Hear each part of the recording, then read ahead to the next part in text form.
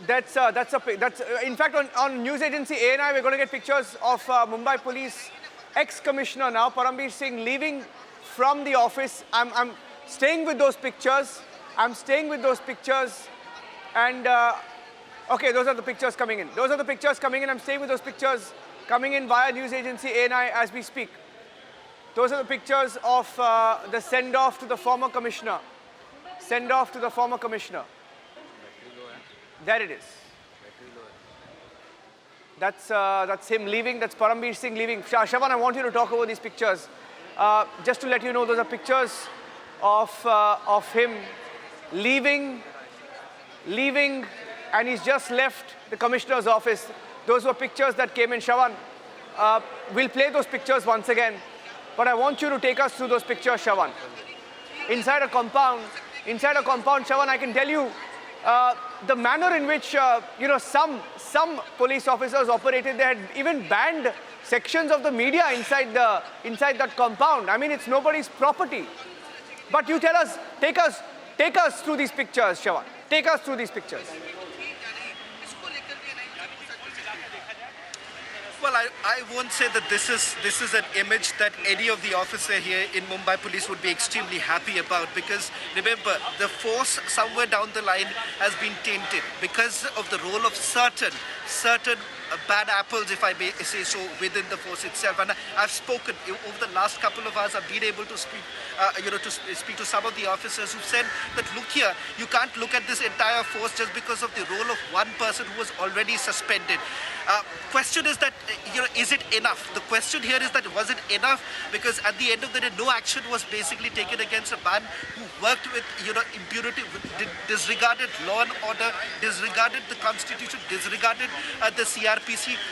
That is the reason why. What you're looking at today is that when Param Singh, even before he could have completed his tenure, he has to leave, because remember, somewhere down the line, question of accountability, the question of propriety becomes extremely important, and that's where perhaps Mr. Param Singh has fallen short of. And question here is this: what message are you really sending out? What message are you sending out for a huge force like this?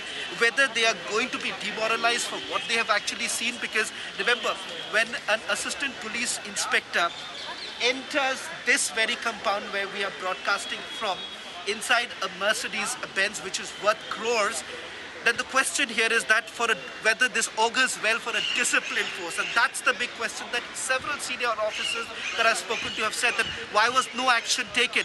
Why wasn't API Sachin Vaze asked to explain exactly what were you doing traveling in a Mercedes-Benz, from where today the National Investigation Agency has recovered lakhs of rupees from that very Mercedes-Benz? That was one big question, because remember, there have been a lot of reports that have been doing rounds that the authority of the Joint Commissioner, or for that matter, the seniors of Sachin Vaze, were completely undermined. And who allowed this to happen?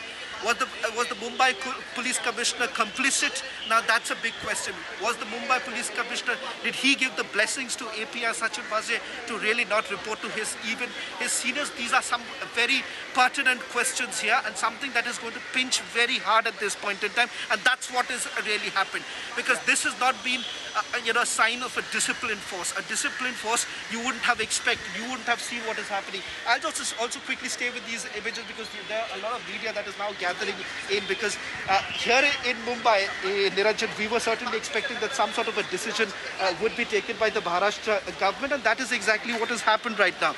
The Maharashtra government, which has basically come under a lot of pressure, especially after you have a serving police officer who's been taken into custody, some very serious charges under the Explosive Substances Act, and secondly, this is under the NI Act, that these charges have been leveled. These are very serious charges that have been leveled. So somewhere down the line, it was important that the Maharashtra government was largely seen acting, if not before, at least now they have now been seen as taking some charge of the situation. Because remember, at some point in time, as the investigation progresses, as the national, okay, there are some images of coming in, we'll have to just see who are the senior officers who are coming in right now.